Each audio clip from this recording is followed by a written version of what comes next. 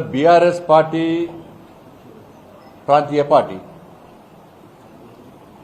BRS పార్టీని తెలంగాణ రాష్ట్ర ప్రజలు తిరస్కరించారు. అధికారంలో పార్టీని వాళ్ళ పార్లమెంటు ఎన్నికలంటేనే మోడీ ఎన్నికలు అంటారు. మొన్న ఎన్నికల ప్రచార సందర్భం కూడా చాలా ప్రాంతాల్లో కూడా ఎట్టి పరిస్థితుల్లో పార్లమెంట్లో భారతీయ జనతా పార్టీకి ఓటు వేస్తాము, మోడీ గారిని తిరిగి ప్రధానమంత్రిగా చేస్తామని చెప్పి అన్ని సర్వే సంస్థలు చెప్పినాయి.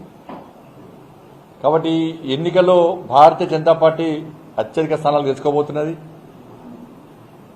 BRS party address గల్లంతవుతుంది.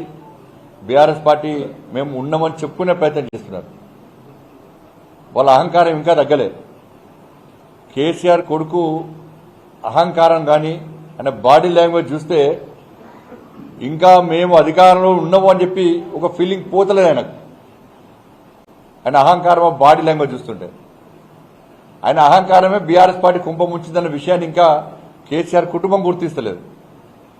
మరి ఇవి ఢిల్లీ ఎన్నికలు, ప్రజలందరూ అంటే కామన్ అంటారు, అవి చిన్న ఎన్నికలు, ఇవి పెద్ద ఎన్నికలు, అవి స్థానిక ఎన్నికలు, ఇవి ఢిల్లీ ఎన్నికలు. ఢిల్లీ ఎన్నికల్లో నరేంద్ర మోడీ గారు ప్రధానమంత్రిగా కావాలని చెప్పి దేశ ప్రజలందరూ కోరుకుంటారు. కాబట్టి ఎన్నికల్లో భారతీయ జనతా పార్టీ పక్కా గెలవబోతున్నది. బీఆర్ఎస్ పార్టీ ప్రాంతీయ పార్టీ బీఆర్ఎస్ పార్టీని తెలంగాణ రాష్ట్ర ప్రజలు తిరస్కరించారు. అధికారంలో పార్టీని వాళ్ళ పార్లమెంటు ఎన్నికలంటేనే మోడీ ఎన్నికలు అంటారు. మొన్న ఎన్నికల ప్రచార సందర్భం కూడా చాలా ప్రాంతాల్లో కూడా ఎట్టి పరిస్థితుల్లో పార్లమెంట్లో భారతీయ జనతా పార్టీకి ఓటు వేస్తాము, మోడీ గారిని తిరిగి ప్రధానమంత్రిగా చేస్తామని చెప్పి అన్ని సర్వే సంస్థలు చెప్పినాయి.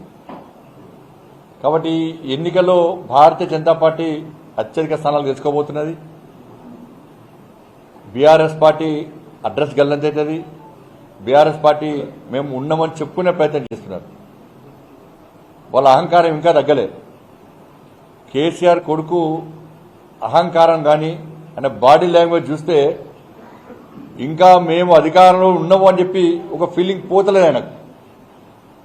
ఆయన అహంకారం బాడీ లాంగ్వేజ్ చూస్తుంటే ఆయన అహంకారమే బీఆర్ఎస్ పార్టీ కుంభముంచిందన్న విషయాన్ని ఇంకా కేసీఆర్ కుటుంబం గుర్తిస్తలేదు.